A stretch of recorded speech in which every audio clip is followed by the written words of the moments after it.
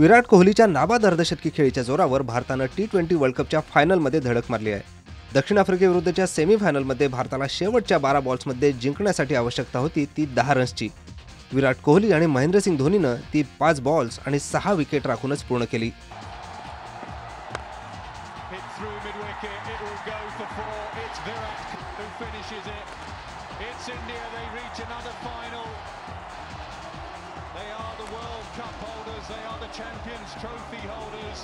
विराट कोहलीची नाबाद अर्धशतकी खेळी या लढतीचं वैशिष्ट्य ठरलं। कोहलीनं अवघ्या 44 बॉल्समध्ये नाबाद 72 रन्स फटकावलेत, तर त्याआधी अजिंक्य रहाणेनं 32 आणि रोहित शर्मानं 24 रन्स करून भारताला आश्वासक सुरुवात करून दिली होती। पावसाचं सावट असलेल्या या लढतीत दक्षिण आफ्रिकेचा कर्णधार फॅफ डु प्लेसिसनं टॉस जिंकून पहिले बॅटिंग करण्याचा निर्णय घेतला होता। भारताच्या फिरकीचा समाचार घेताना दक्षिण आफ्रिकेच्या बॅट्समननी 4 बाद 172 अशी मजल मारली होती। डु प्लेसिसची अर्धशतकी खेळी दक्षिण आफ्रिकेच्या इनिंगचं वैशिष्ट्य ठरलं। डु प्लेसिसनं 2 सिक्स आणि 5 फोरच्या मदतीनं 58 रन्स केलेत, तर JP डुमिनीनं 45 रन्स फटकावलेत।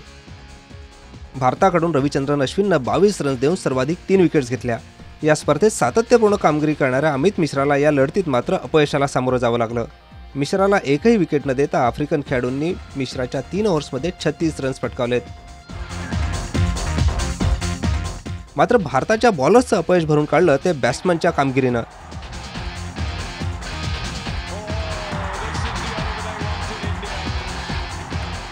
तब्बल 7 वर्षांनंतर पुन्हा एकदा T20च्या वर्ल्ड कपमध्ये भारतीय टीमनं मजल मारली आहे।